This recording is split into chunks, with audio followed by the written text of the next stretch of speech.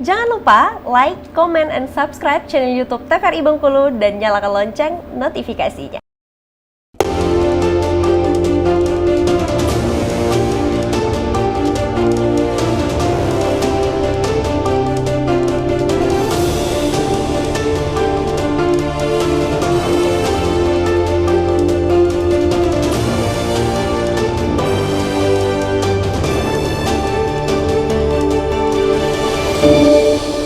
Terima kasih pemirsa, Anda kembali menyaksikan Berendo hari ini. Kita berada di segmen terakhir ya, Dr. Nanda dan juga Dr. Lisda. Tidak terasa untuk mengantarkan penutup pertemuan kita pada hari ini, saya ingin tahu terlebih dahulu tentang klasifikasi demam berdarah seperti apa, Dr. Nanda?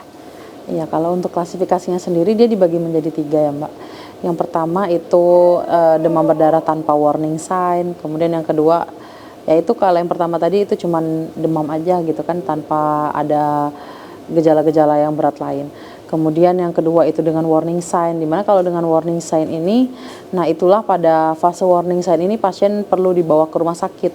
Dimana gejala pertamanya yaitu muntah persisten, yaitu muntah lebih dari 3 kali dalam 12 jam, terus juga tidak toleransi terhadap masukan makanan dari mulut. Kemudian yang kedua itu perdarahan.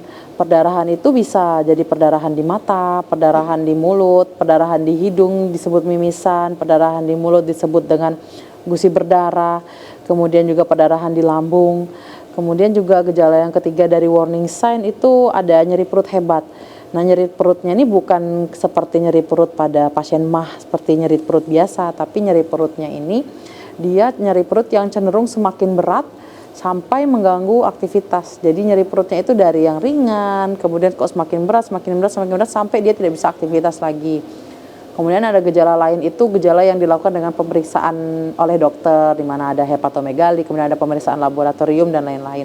Kalau untuk gejala awal tadi yang ada muntah, terus ada penurunan kesadaran, satu lagi ya, penurunan kesadaran itu dia mulai gelisah anaknya, mulai tidak seperti kita ngobrol biasa, tapi dia udah mulai kayak ngantuk, kemudian udah mulai gelisah, nggak yang kondusif lah untuk diajak ngobrol gitu.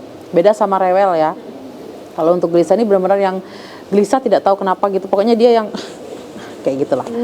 Nah, jadi kalau untuk ada gejala tanda-tanda itu ada muntah, ada gelisah tadi, kemudian ada nyeri perut hebat, ada perdarahan, itu harus segera untuk dilakukan pemasangan infus atau salah satu indikasi untuk dilakukan rawat inap.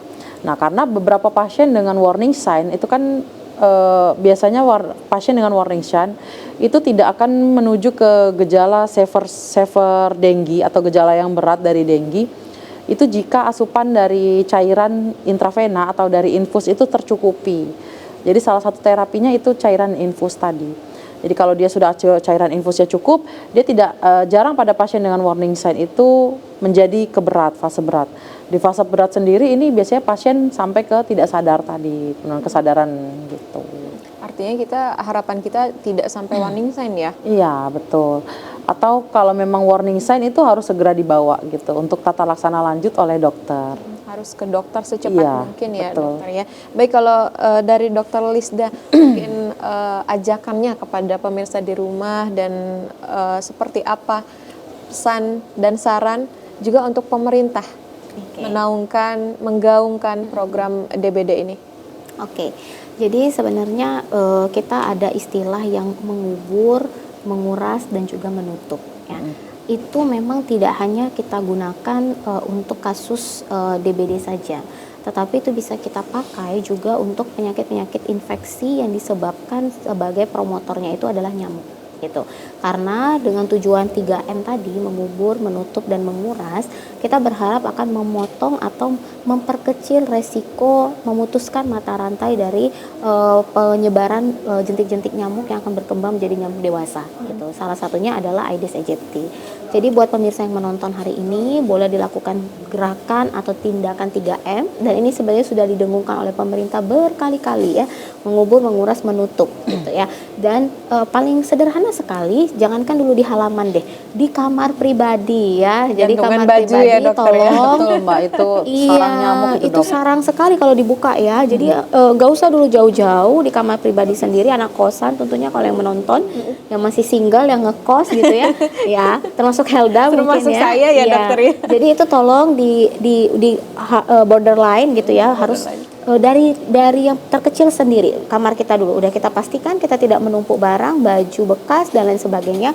Kita melangkah lebih jauh ke halaman rumah, melangkah lebih besar lagi tingkat RT. Kita mungkin bisa sama-sama ya dokter ya Harus ada mengadakan gerakan Fogging ya Dok ya, Iya. kalau udah tersebar virusnya di RT biasanya kita lapor ke RT, lapor. fogging Ya, RT-nya. di dinas kesehatan turunnya foggingnya. Di itu tuh kalau ada pasiennya terinfeksi biasanya turun, untuk pemerintah turun kok.